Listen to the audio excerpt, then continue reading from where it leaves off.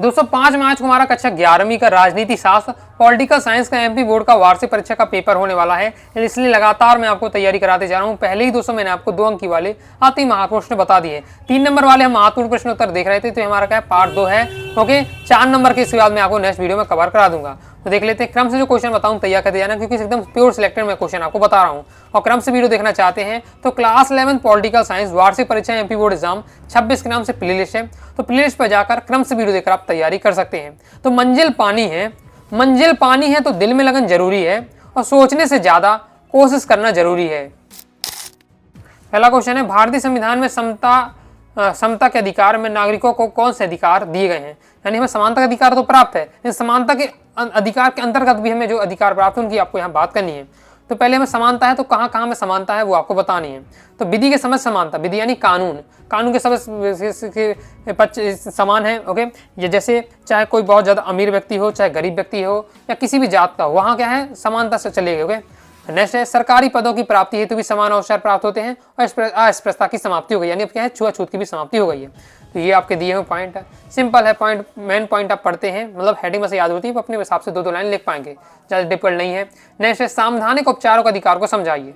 जैसे ही दोस्तों हम बात कर चुके हैं, हमारे टोटल 6 मौलिक अधिकार होता है: समानता अधिकार, स्वतंत्र अधिकार, शोषण के विरुद्ध अधिकार, धार्मिक स्वतंत्रता अधिकार, संस्कृति और शिक्षा का अधिकार, संवैधानिक उपचारों का अधिकार। तो इसमें दोस्तों आपके संवैधानिक उपचार के अधिकार में क्या होता है वो आपको यहाँ समझाना है। ओके, बाकी मैं पहले ही आपको बता चुका हूँ कि 6 मौलिक अधिकार होते हैं। 6 के पहले तो 6 आपको क्या है मौलिक अधिकार के नाम पता होने चाहिए, फिर उसके बारे में 2-2, 3-3 लाइन आपको क्या है पढ़ के रखना है, क्योंकि डायरेक्ट क्वेश्चन आ सकता है। 3 मौलिक अधिकार का वर्णन कीजिए, यह क्या है भारतीय संविधान द्वारा प्रदत्त मौलिक अधिकारों का वर्णन कीजिए, 4 नंबर क्वेश्चन आ सकता है। तो किसी भी टाइप से क्वेश्चन आपसे पूछा जा सकता है, तो आपको क्या तैयार करके रखना है। पिछली वीडियो में मैंने आपको बताया भी था।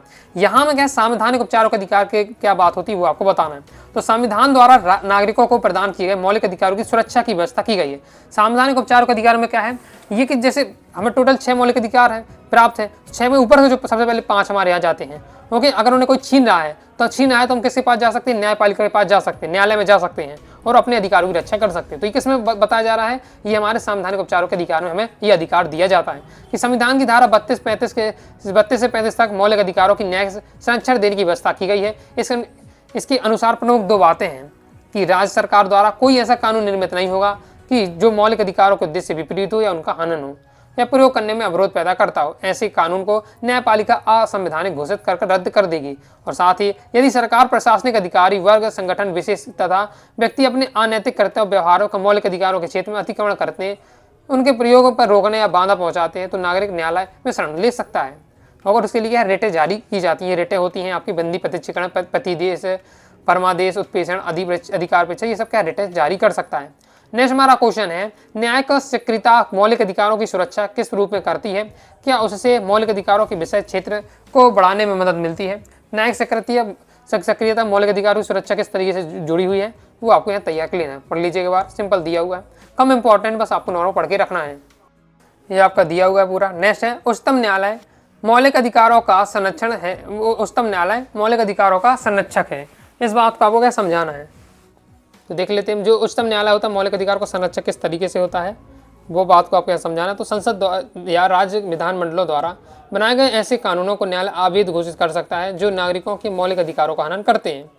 यदि कोई कार्यपालिका समुदाय, संघ, व्यक्ति, वही बात जो अभी हम जस्ट पिछले क्वेश्चन में देखा कि उच्चतम न्यायालय मौलिक अधिकार को संरक्षण के है, जिसमें हमें संवैधानिक उपचार के अधिकार के अंतर्गत सब बातें बताई गई, तो वही बातें यहाँ दी हुई हैं। तो अब तैयार कर लीजिएगा। नेक्स्ट हमारा है, जिला पंचायत के कोई 3 कार्य आपको बताने हैं। जिला पंचायत होती है, इससे क्या कार्य होते हैं? जिला पंचायत का कार्य है जिले के आर्थिक विकास और सामाजिक न्यायालय की स्थापना हेतु योजना तैयार करना, कृषि उत्पादन में वृद्धि हेतु सिंचाई की व्यवस्था सुनिश्चित करना, कृषि उपकरणों का उपयोग में प्रोन्नत करना। इसके साथ ही ग्रामीण पार्क और उद्योगों की देखरेख में ग्रामीण विद्युतीकरण प्रेरित करना, मृदा संरक्षण एवं विकास को प्रोत्साहन करना, सामाजिक बांधगी को प्रोत्साहन करना, घरेलू कुटीर उद्योग को प्रोत्साहन करना, समाज सुधार क्रियाकलापों को प्रोन्नत करना और ग्रामीण सड़कों और भवनों का रखरखाव करना। ये सब है जिला पंचायत के कार्य। नेक्स्ट हमारा क्वेश्चन है, पंचायती राज व्यवस्था के संदर्भ में गठित की गई अशोक मेहता समिति की प्रमुख सिफारिशें लिखिए। यानी पंचायती राज व्यवस्था की जांच के लिए पूरी गठित की गई थी अशोक मेहता समिति, इसकी आपको सिफारिशें बतानी है। तो ये सिफारिशें दी हैं, इनको भी आए क्रम से तैयार कर लेना है। पहली सिफारिश है कि पंचायती राज का गठन द्विस्तरीय होना चाहिए, एक जिला स्तर पर और एक मंडल स्तर पर। जिला परिषद का गठन प्रत्येक निर्वाचन के आधार पर होना चाहिए और जिले के समस्त विकासात्मक गतिविधियों का संचालन जिला परिषद द्वारा किया जाना चाहिए। जिला परिषद का अध्यक्ष गैर सरकारी व्यक्ति होना चाहिए। पंचायती राज संस्थाओं को संवैधानिक दर्जा दिया जाना चाहिए। नेक्स्ट क्वेश्चन है, राजनीति विज्ञान केवल सरकार का अध्ययन है, स्पष्ट कीजिए। राजनीति विज्ञान है, इसमें केवल हम सरकार का अध्ययन करते हैं, तो इस बात को आपको बताना है। तो बहुत से विद्वान राज्य और सरकार को पर्यायवाची के रूप में मानते हैं। पर्यायवाची का मतलब राज्य और सरकार एक ही बात है, ये मानते हैं। और कुछ वैसे पृथक मानते हैं कि राज्य अलग है और सरकार अलग है। इसलिए कुछ विचारकों ने राज्य विज्ञान को राज्य का तो दूसरा ने से सिर्फ सरकार का अध्ययन माना है, जबकि सरकार राज्य रूपी शरीर की आत्मा है। राज्य के बिना सरकार और सरकार के बिना राज्य की कल्पना ही नहीं की सकती है। बिल्कुल, ये सबसे मेन बात यही है कि राज्य के बिना हम क्या सरकार की कल्पना नहीं कर सकते और सरकार के बिना क्या राज्य की कल्पना नहीं कर सकते। दोनों एक दूसरे के बिना अधूरे हैं और एक के बिना दूसरे का अस्तित्व नहीं है। इस स्थिति में राज्य और सरकार दोनों राजनीति विज्ञान के अध्ययन के विषय हैं, दोनों ही विज्ञान अध्ययन के विषय हैं और इस प्रकार ये दोनों क्या एक दूसरे के पूरक भी हैं। इस प्रकार से क्वेश्चन भी आपका आ सकता है कि राज्य और सरकार एक दूसरे के पूरक है किस प्रकार से, तो भी आप ये बता सकते हैं। नेक्स्ट हमारा क्वेश्चन है, कौटिल्य के अनुसार राजा के कोई 3 कार्य लिखिए। तो कौटिल्य ने राजा के क्या 3 कार्य बताए हैं? तो पहला है कार्यपालिका कार्यपालिक कार्य, न्याय कार्य और सैनिक कार्य। ये आपके कार्य दिए हुए हैं कि कार्यपालिका के कार्य में आता है कि यह राजा का कार्य है कि वह प्रशासनिक व्यवस्थाओं का सही ढंग से संचालित करे, जन जन की सुरक्षा उसका दायित्व और राज्य में शांति व्यवस्था सुनिश्चित करना उसका प्रधान कार्य है। न्याय कार्य में कि राजा राज्य की दंड व्यवस्था का प्रधान है, वह अंतिम अपीलीय न्यायालय है। राजा नीचे के किसी न्यायालय के निर्णय के विरुद्ध अपील सुन सकता है। सैनिक अधिकार में राजा प्रधान सेनाध्यक्ष होता है, उसी के द्वारा सेनाध्यक्षों की नियुक्ति की जाती है। दिन के 7वें और 8वें पहर में राजा हाथी घोड़े रथों पैदल सेना का निरीक्षण करता है। यह देखता है कि राजा का कार्य माना जाता है कि सेना को यथा समुचित चिकित्सीय सुविधाएं मौजूद रहें। युद्ध और शांति का निर्णय राजा के द्वारा ही किया जाता है। आगे देख लेते हैं। आगे नेक्स्ट क्वेश्चन है, जीवन और व्यक्तिगत स्वतंत्रता के संरक्षण से क्या तात्पर्य है? तो जीवन और व्यक्तिगत स्वतंत्रता के संरक्षण के संदर्भ में अनुच्छेद 21 के अनुसार किसी भी नागरिक को कानून द्वारा स्थापित प्रक्रिया के अतिरिक्त उसके जीवन और व्यक्तिगत स्वतंत्रता से वंचित नहीं किया जा सकता है। प्रत्येक नागरिक को अपने जीवन की और प्राणों की रक्षा के साथ समाज में मानवीय प्रतिष्ठा के साथ जीवित रहने का अधिकार है। इसके अंतर्गत सम्मानजनक आजीविका के अवसर, बंधुआ मजदूरी से मुक्ति शामिल है, परंतु नागरिक संविधान द्वारा स्थापित प्रक्रिया के अतिरिक्त स्वतंत्रता का उपभोग नहीं कर सकता है। जीवन और व्यक्तिगत स्वतंत्रता के संरक्षण से तात्पर्य। नेक्स्ट क्वेश्चन है, संवैधानिक उपचारों के अधिकार को संविधान का हृदय और आत्मा की संज्ञा क्यों दी गई है? संवैधानिक उपचार के अधिकार हो गया है, संविधान की हृदय और आत्मा कहा गया है। क्यों ये हृदय और आत्मा क्यों कहा गया? कि संवैधानिक उपचार का अधिकार अगर ना दिया जाए तो बाकी जो हमें 5 अधिकार प्राप्त हो रहे हैं, समानता अधिकार, स्वतंत्र अधिकार, शोषण के विरुद्ध अधिकार, धार्मिक स्वतंत्रता अधिकार, संस्कृति और शिक्षा का अधिकार, इनका कुछ मतलब नहीं रह जाएगा। ओके, क्योंकि इन्हें कोई जो जिसका मन हो वही हमारे छीन के भाग जाएगा ये अधिकार। ओके, मतलब उनका हनन होने लगेगा और जब हनन होने लगेगा तो उनका कुछ मतलब ही नहीं रहेगा, उनका अस्तित्व ही नहीं रहेगा। उनका अस्तित्व बना रहे, उनका महत्व बना रहे, वो किसके कारण है? वो है संवैधानिक उपचारों के अधिकार के कारण। ओके, इसलिए संविधान का इसे हृदय और आत्मा भी कहा जाता है। ये आपका दिया हुआ है। इसके लिए क्या मौलिक अधिकार का जो न्यायपालिका क्या कर सकती है? न्यायपालिका संरक्षक है। न्यायपालिका मौलिक अधिकारों की रक्षा के लिए रिट जारी करती है। बंदी पदच्चीकरण, परमादेश, प्रतिषेध, उत्प्रेक्षण, अधिकार परीक्षा, ये आपको याद होने चाहिए। ये रिटें जारी करती है। ओके, ये लेख जारी करती है। अब बंदी पदच्चीकरण क्या है? परमादेश, प्रतिषेध, उत्प्रेक्षण, अधिकार परीक्षा, इनके बारे में दोस्तों आपको 2 लाइन क्या है पढ़ के अच्छे से रखिएगा, तो आपका ये क्वेश्चन भी कंप्लीट हो जाएगा। इसे तैयार कर लीजिएगा। और ये कथन किसने कहा था? ओके, याद ये पॉइंट आपके मेन रहने वाला है कि प्रारूप समिति के अध्यक्ष डॉक्टर भीमराव अंबेडकर ने बताते हुए कहा, यदि कोई मुझसे पूछे कि संविधान का वह कौन सा अनुच्छेद है जिसके बिना संविधान शून्य प्राय हो जाएगा, तो मैं इस अनुच्छेद 32 को छोड़कर अन्य किसी और संकेत नहीं कर सकता। यह तो संविधान का हृदय और आत्मा है। तो संविधान का हृदय और आत्मा किसने कहा?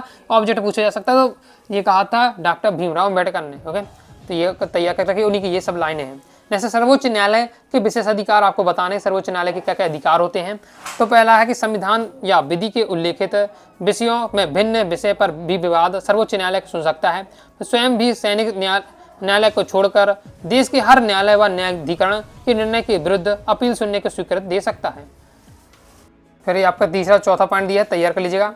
उच्च न्यायालय की प्रशासकीय शक्तियों का उल्लेख कीजिए। तो उच्च न्यायालय की प्रशासकीय शक्ति कौन सी? पॉइंट बाई पॉइंट दिए, पहला पॉइंट, दूसरा पॉइंट, ये तीसरा पॉइंट, तो इसे देख लीजिएगा।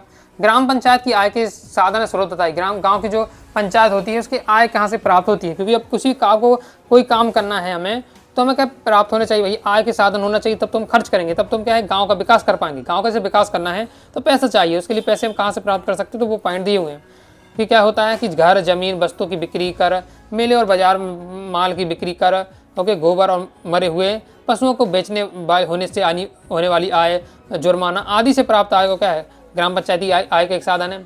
दूसरा स्रोत है राज्य और केंद्र सरकार द्वारा दिया जाने वाला अनुदान। इसके बाद तीसरा है ग्राम पंचायत के आय का साधन में गांव के विकास के हेतु क्या है प्राप्त दान की राशि भी आती है। यानी कोई अगर जैसे बड़े जमींदार है, उसने कहा कि भाई गांव का विकास करने के लिए मेरी तरफ से इतना पैसा या गांव के विकास में लगा दो, तो ये भी होते ही आय। ओके, फिर नगर पालिका की ऐच्छिक कार्य। ऐच्छिक कार्य मतलब इच्छा है, जबरदस्ती नहीं है, मन है तो कर दिया, नहीं है मन तो नहीं किया। ओके, तो वो ऐच्छिक कार्य में आएगा। तो क्या क्या ऐच्छिक कार्य कर सकते हैं कि नगर पालिका क्षेत्र का निर्धारण करना, खतरनाक भवनों या स्थानीय स्थानों की सुरक्षा का उन्मूलन करना, सड़कों किनारे या अन्य स्थानों पर वृक्षारोपण और उनकी देखरेख करना, नगर पालिका के क्षेत्र के अंतर्गत यातायात सुविधाओं का प्रावधान, निम्न आय वर्ग के लिए भवन का प्रावधान और सर्वेक्षण, ये सब ऐच्छिक कार्य हैं। जैसे राजनीतिक सिद्धांत का मुख्य उद्देश्य क्या है, हमें राजनीतिक सिद्धांत क्यों पढ़ना चाहिए, उद्देश्य बताना और हमें क्यों पढ़ना चाहिए। तो बात है दी है राजनीतिक सिद्धांत का मुख्य उद्देश्य नागरिकों को राजनीतिक प्रश्नों के बारे में तर्क संगत ढंग से सोचने और सामाजिक राजनीतिक घटनाओं का सही तरीके से जांचने का प्रशिक्षण देता है।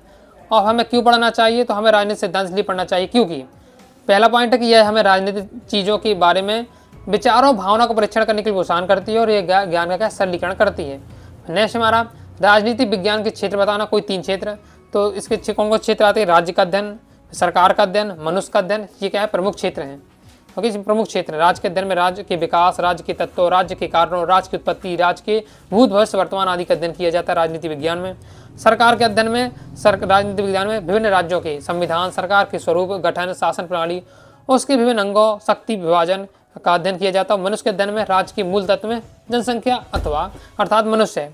मनुष्य का अभाव से राज्य की कल्पना नहीं हो सकती। अगर मान लो कोई राज्य है, वहाँ सरकार भी है, लेकिन वहाँ मनुष्य ही नहीं रहते, वहाँ लोग ही नहीं रहते हैं, तो कुछ मतलब नहीं रहेगा। राज्य सरकार से संबंधित मनुष्य से राजनीतिक क्रियाकलापों एवं राज्य की पारस्परिक संबंधों का अध्ययन भी राजनीति विज्ञान के अंदर आता है। तो कंप्लीट हो जाता है। तो इस प्रकार दोस्तों हमने क्या है 3 अंक की वाली महत्वपूर्ण प्रश्न उत्तर कवर कर लिए। कुछ और क्वेश्चन में पिछली वीडियो में बताए थे, तो उन्हें भी आपको तैयार करके रखना है। 3 नंबर वाले प्रश्न हमारे कंप्लीट हो जाते हैं। अब नेक्स्ट वीडियो में हम 4 नंबर वाले प्रश्न देखेंगे। बाकी दोस्तों आप क्रम से क्या है तैयारी करना चाहते हैं तो class 11 political science important question answer जो है 26 क्रम से प्लेस होगी, प्लेस पर जाकर अभी क्रम से वीडियो देखकर आप तैयारी कर सकते हैं। तो आई दोस्तों को वीडियो से लाइक और सब्सक्राइब कर दिए। इसके साथ ही टेलीग्राम चैनल व्हाट्सएप को ज्वाइन कर लीजिएगा। डाउट आता है कौन से आप जरूर पूछिएगा। मिलते हैं नेक्स्ट वीडियो में, तब तक के लिए बाय बाय।